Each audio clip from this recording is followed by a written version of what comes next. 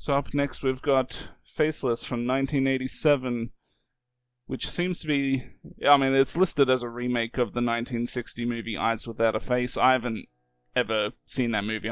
As you know, I'm not a huge fan of classic movies like that. Yeah, I would just say I think calling it a remake's a bit of a stretch. It uses some similar themes, but I wouldn't personally call it a remake myself. Who am I? But anywho, the movie starts off with a doctor who's around on the town with his two lovely ladies. Well, one's his sister, so... yeah. But anywho, he's confronted by a former patient who was left somewhat disfigured after some treatment she had.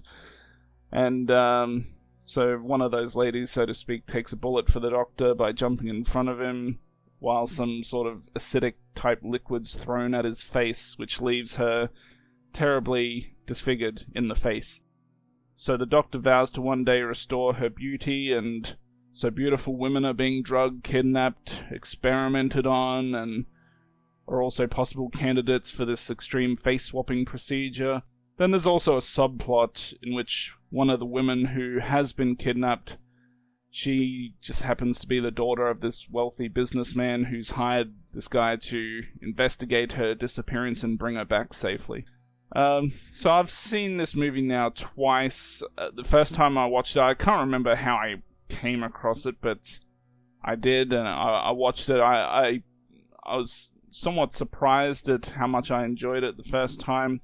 I don't think it was like an all-time great favorite movie of mine or anything, but it exceeded my expectations when I first watched it. And watching it again, I still enjoyed it just as much as the first time. I thought, I haven't watched a whole lot of Jess Franco's stuff.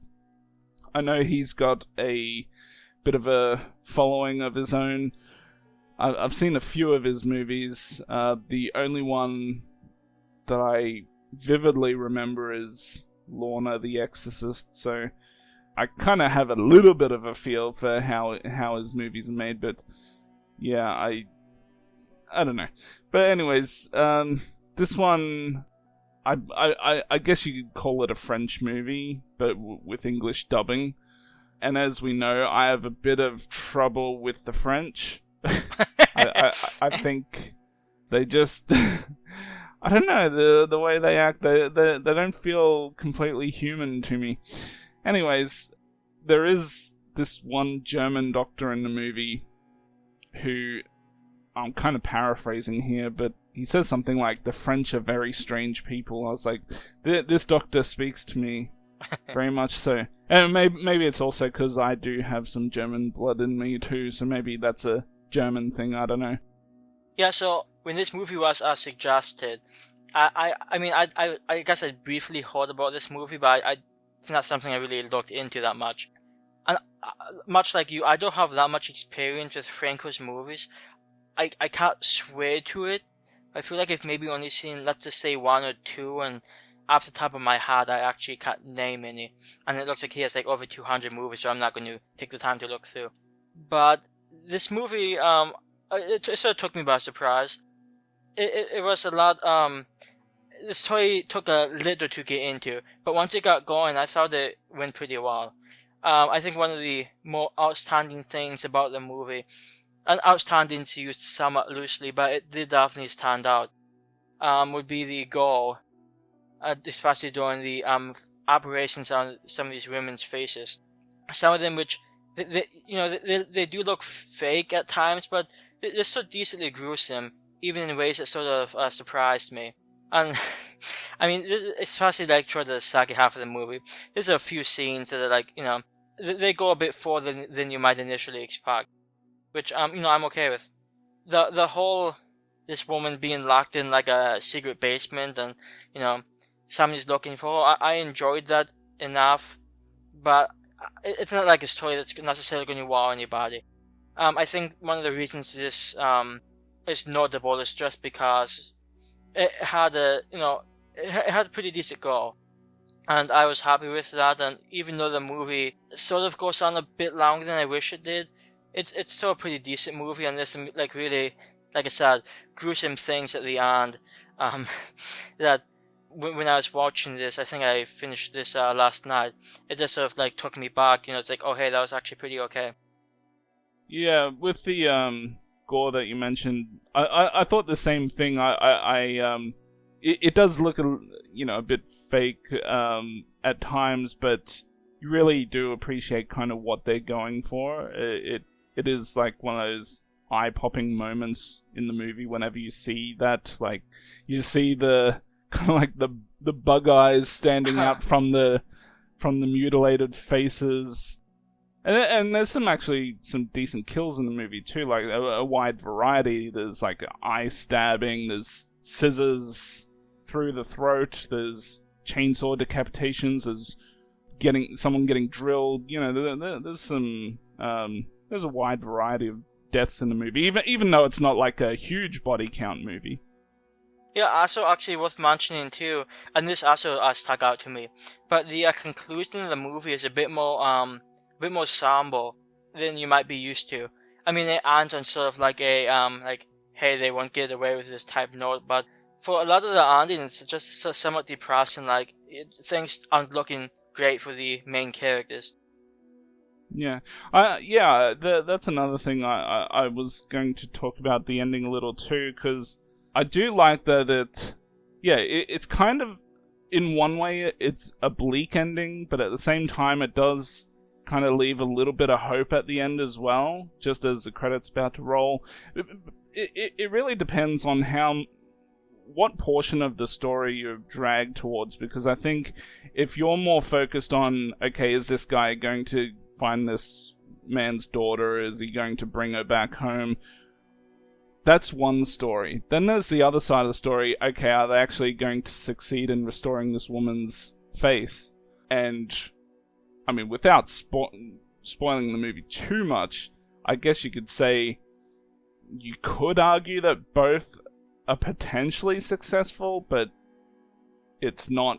Yeah, I mean, we don't fully find out by the end. Well, we know what happens with the one woman, but still, there is some question marks left open, and I think it was handled pretty well.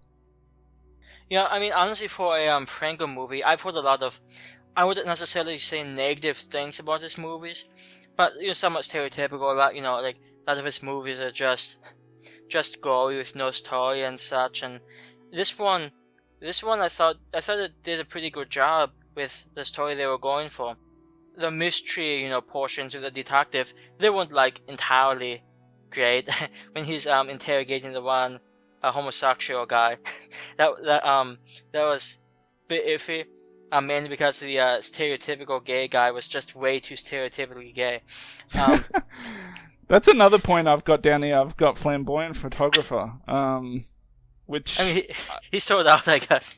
I don't know if it's the dubbing or if they actually intended him to be that flamboyant, but yeah, it was just to the point where it was comical. Like that big macho bodyguard guy he has with him. That was just beautiful.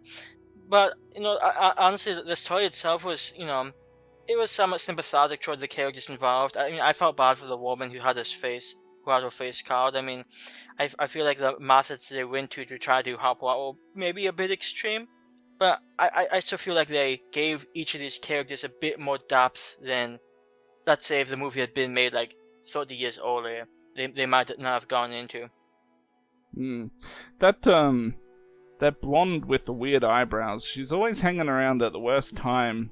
Like, there's multiple times in the movie where that Barbara character, the one who is being rescued by this private eye, there's at one point, where she does escape the room that she's locked in, and she's about to open the door to, go into the room with the doctor and the private eye having their discussion, and just before she opens the door, or before they open the door to come out of the room, this woman with the weird eyebrows, she grabs her and takes her away, and then later on, when the private eye does find Barbara, same thing kind of happens. She just strolls along, notices that they're both in that room, so yeah, she always, she seems to be hanging around always at, well, the worst time or the right time, whatever you want to call it.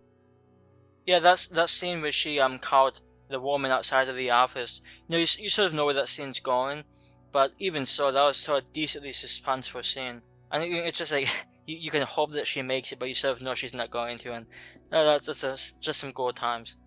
Mm. And also the decayed corpse toward the end was also pretty okay. The markets and stuff, some quality markets. They were making a pretty loud noise too. So there's one other thing that definitely must be touched on, and that is the theme song, which gets played 1,000,000 times throughout the movie.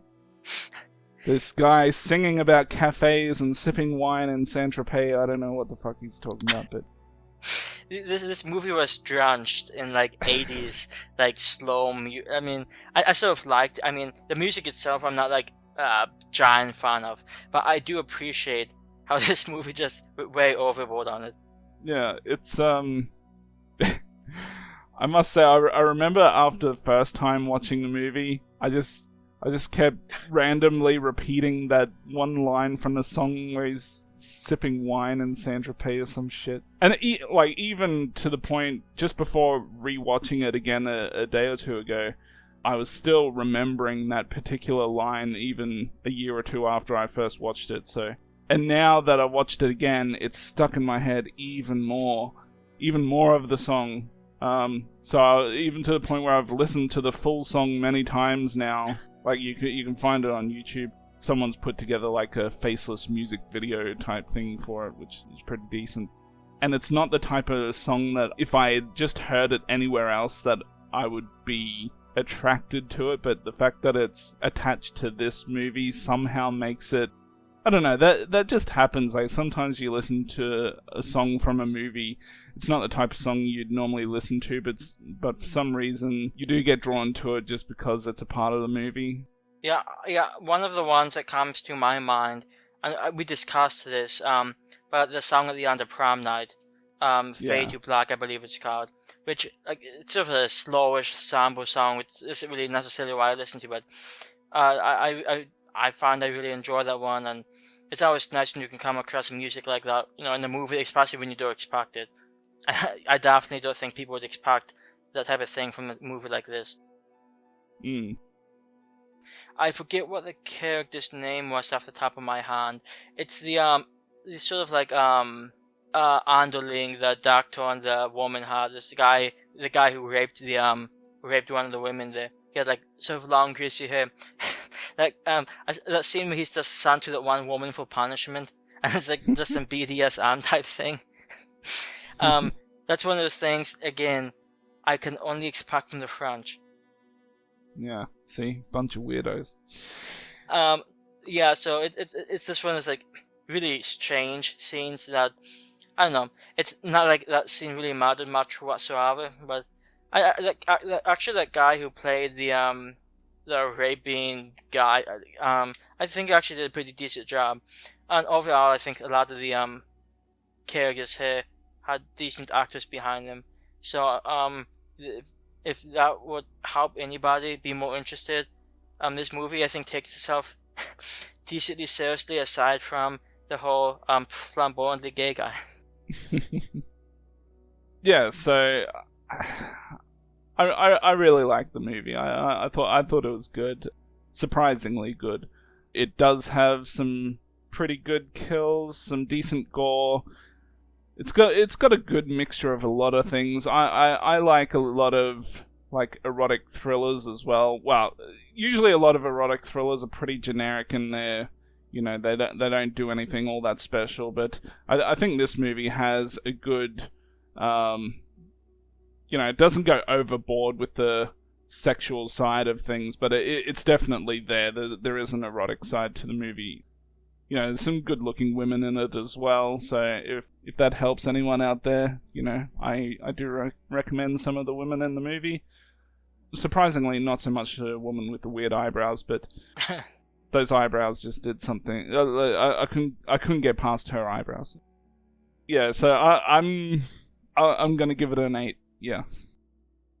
Speaking of that one woman, it also amuses me, and this also happens with quite a few Italian movies, but it seems like every other woman in this movie is like bisexual, like every single one.